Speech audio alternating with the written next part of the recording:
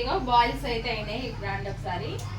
ఒక్క బాల్ కూడా పలగకుండా వచ్చింది చూసిరా, ఒక్కడు కూడా పలగలేదు. రౌండ్గా ఎంత నీట్గా వచ్చినాయి చూడండి. ఆల్రెడీ నేనైతే ఇక్కడ పాకం చేసి చల్లార్చి పెట్టుకున్నా, చక్కెర పాకం ఇలాచి వేసి. ఇప్పుడు ఇందులో ఈ గులాబ్ జాములు వేసేసుకుంటే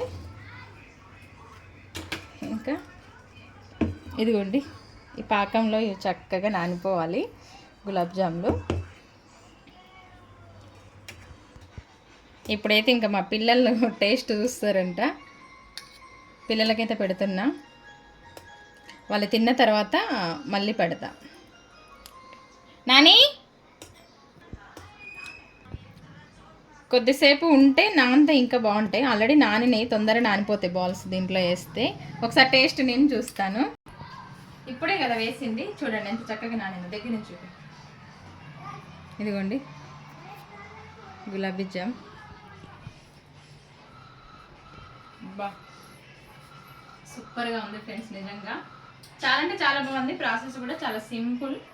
ఇంతకుముందు ఎక్కువగా చేసేదాన్ని, ఈ మధ్య చేయట్లేదు, కానీ చాలా బాగుంది.